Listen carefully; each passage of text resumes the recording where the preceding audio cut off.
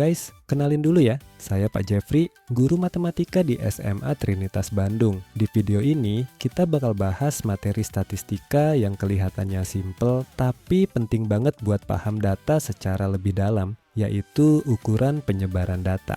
Nah, sebelumnya kalian sudah belajar rata-rata, median, dan modus. Tapi pernah nggak kepikiran gini? Nilainya sama-sama rata-rata 80, tapi kok rasanya beda ya? Ternyata jawabannya ada di penyebaran datanya. Ukuran penyebaran data itu dipakai buat ngelihat seberapa jauh data menyebar dari nilai tengahnya. Jadi bukan cuma fokus di tengah, tapi juga ngelihat seberapa rapat atau seberapa menyebar datanya. Di materi ini kita bakal bahas beberapa konsep penting seperti jangkauan atau range, kuartil, simpangan rata-rata, varians, dan simpangan baku. Tenang aja, kita bahasnya pelan-pelan, step by step, pakai contoh yang dekat sama kehidupan kalian. Jadi, pastiin kalian fokus ya, karena materi ini sering banget muncul di soal-soal dan bakal kepake terus ke kelas selanjutnya. Oke, kita lanjut ke pembahasan pertama. Oke, lanjut ya. Sekarang kita bahas ukuran penyebaran yang paling gampang, yaitu jangkauan atau range. Jangkauan itu simple banget,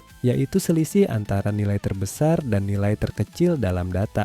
Rumusnya juga pendek. J sama dengan X maksimum dikurang X minimum. Contohnya, perhatikan data di sini. Nilai terbesarnya 10 dan nilai terkecilnya 4. Jadi jangkauannya tinggal kita hitung 10 dikurang 4, hasilnya 6. Simple, kan?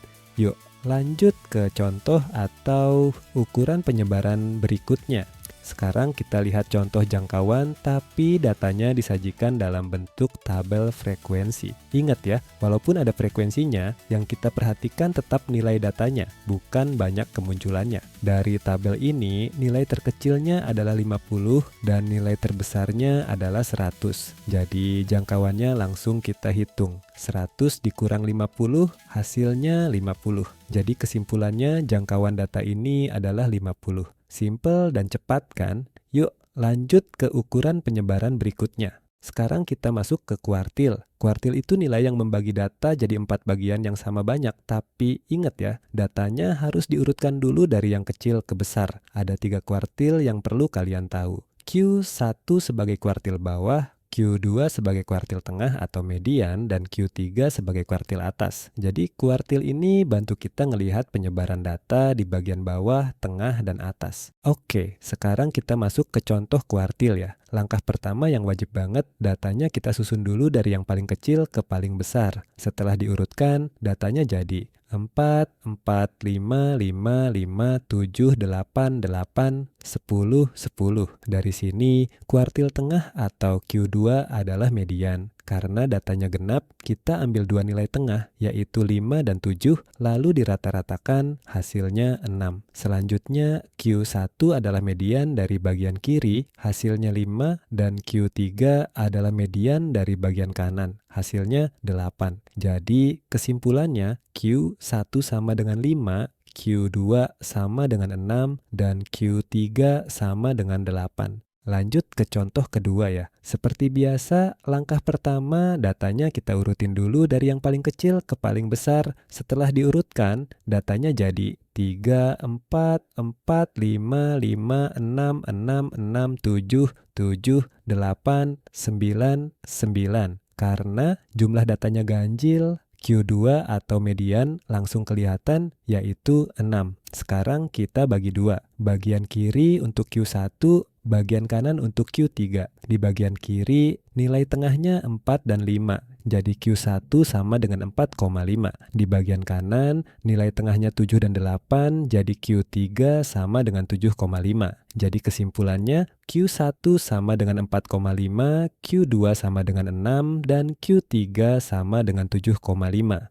Pertama, kita hitung dulu jumlah seluruh data. Dari tabel, total frekuensinya 132, berarti genap. Karena jumlah data genap, median itu ada 2. yaitu data ke-66 dan ke-67. Makanya kita pakai pola 65, 2, 65. Artinya ada 65 data di kiri, 2 data di tengah sebagai median, dan 65 data di kanan. Nah, untuk cari kuartil bawah, kita fokus ke bagian kiri median, lalu dibagi 2 lagi dengan pola 32. 2, 32. Jadi kita cari data ke-33 dan ke-34. Dari tabel, dua-duanya berada di umur 16 tahun. Maka kuartil bawah Q1 sama dengan 16. Intinya jangan cuma hafal rumus, tapi pahami alur bagi datanya. Sekarang kita bahas simpangan baku. Simpangan baku itu ngukur seberapa jauh data menyebar dari rata-ratanya. Caranya setiap data dikurangin rata-rata, dikuadratin, dijumlahin, dibagi banyak data, lalu diakar. Intinya makin besar simpangan baku, makin menyebar datanya.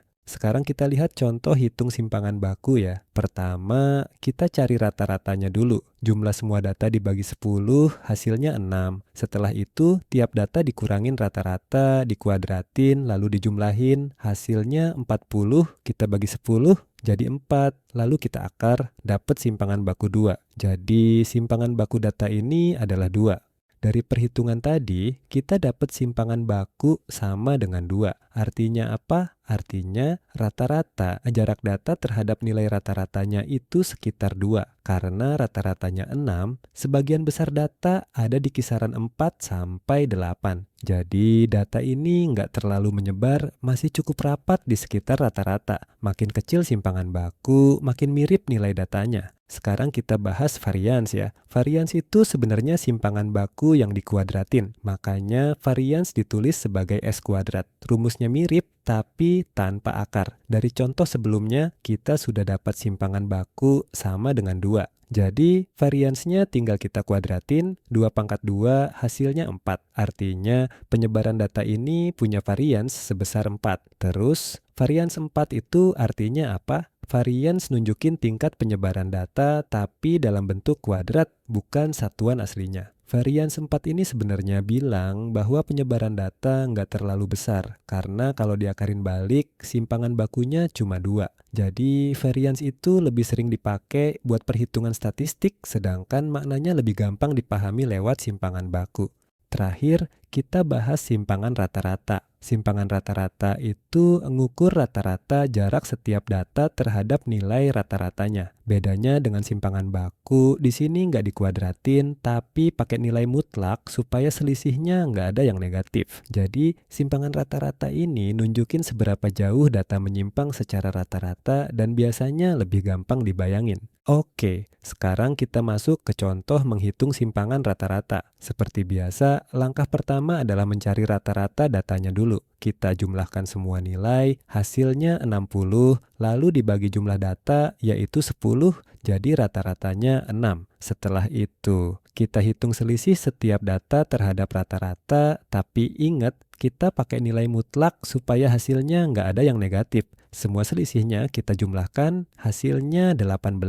Terakhir kita bagi dengan jumlah data yaitu 10. Jadi simpangan rata-ratanya 1,8. Artinya apa? Artinya secara rata-rata setiap data itu menyimpang sekitar 1,8 satuan dari nilai rata-ratanya. Jadi data ini bisa dibilang cukup rapat di sekitar rata-rata, nggak terlalu menyebar. Nah, sekarang giliran kalian ya. Dari data yang ada di layar, coba tentukan sendiri. Jangkauan, kuartil bawah, kuartil atas, simpangan baku, varians, dan simpangan rata-rata. Tips dari Pak Jeffrey, catat dulu datanya dan urutin dari yang paling kecil ke paling besar. Silakan pause dulu video ini. Kerjakan pelan-pelan di buku kalian ya. Nah, sekarang kita lihat cara cepat menghitung statistik pakai Microsoft Excel. Jadi, kalau datanya sudah kalian masukin ke Excel, kalian tinggal ketik rumusnya di formula bar sesuai dengan apa yang mau dicari. Untuk simpangan baku, kita pakai fungsi stdev.p.